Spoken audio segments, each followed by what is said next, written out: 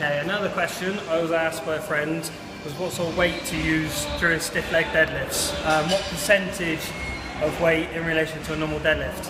I don't perform stiff leg deadlifts in an orthodox fashion. There's a few problems I find with it personally, so I'll show you an alternate method. A couple of problems relate to when you're using more weight, they tend to alter the exercise a bit. So rather than knees held stiff, people lock out their knees. More weight as well, they tend to lean backwards. So rather than hamstrings, if you go too heavy, I find you feel it in other areas. Like due to balance, you feel it in your calves where you're trying to plant your toes down.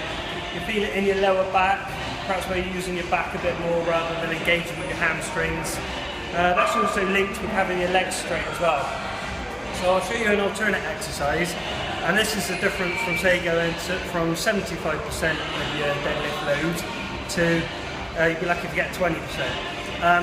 When I do a stiff leg deadlift, I've got a lot greater range of movement than normally a barbell is going to allow you to have. So I treat it more like a static stretch. So static hamstring stretch.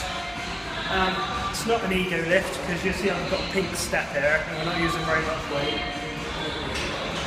So the idea is keep good exercise form and treat it more like a static stretch.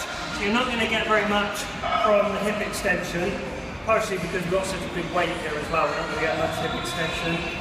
But you're going to utilise the stretch element a lot more.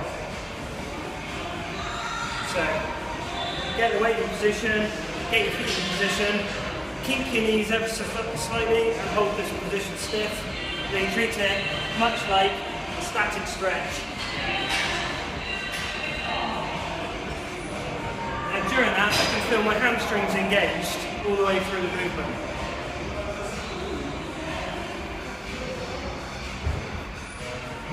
Another area where you're not going to feel it so much is when you're using a heavier load, you have to draw your scapula back.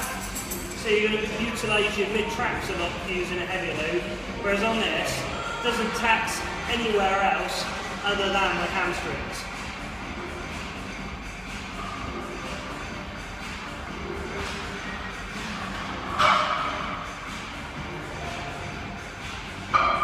There we go, we normally do a few more reps on that. I don't want to be doing reps indefinitely. So the only place I feel that was my hamstrings. So not mid traps, not lower back, not calves. Right, your turn, Tom.